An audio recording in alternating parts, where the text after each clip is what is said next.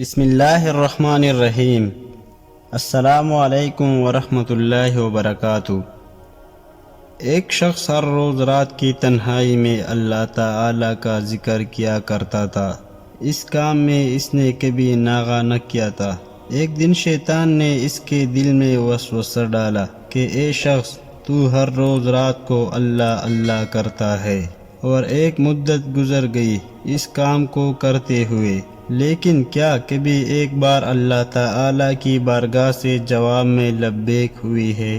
تو کسی عاجزی اور انصاری سے اللہ کی ضربیں لگاتا ہے، لیکن بارگاہ خداوندی سے تجھے ایک جواب تک نہیں آیا۔ اس شخص کے دل میں اس خیال کا آنا تھا کہ وہ پریشان ہو گیا اور شکست خاطر ہو کر لیٹ گیا۔ خواب میں اسے حضرت خضر علیہ السلام کی زیارت ہوئی۔ آپ نے اس سے پوچھا، اے اللہ کے بندے، تو اللہ کا ذکر سے رک کیوں گیا ہے؟ کہنے لگا، میں تو ہر روز اللہ اللہ کرتا تھا، لیکن جواب میں میرے پاس لبیک نہیں آیا، اس لیے میں اس بات سے ڈر گیا کہ شاید میں اللہ تعالی کی بارگاہ میں مردود ہوں۔ یہ سن کر حضرت خضر علیہ السلام نے فرمایا، اے شخص، اللہ پاک نے مجھ سے فرمایا کہ جا میرے اس بندے سے کہہ دو کہ تیرا اللہ اللہ کہنا میری ہی کرم کی وجہ سے ہے۔ کیا میں نے تجھے اپنے کام پر نہیں لگا رکھا ہے؟ تیری طلب تڑپ کی مجھے سب پتہ ہے۔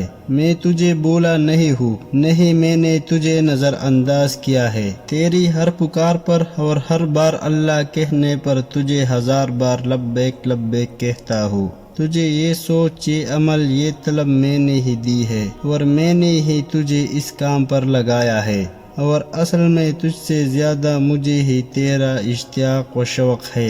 اس شخص نے یہ خواب دیکھا تو ہڑبڑ کر اٹھ بیٹھا اور پورا صدقے دل سے تایاب ہوا، اور پھر دوبارہ اللہ تعالی کے ذکر میں مشغول ہو گیا۔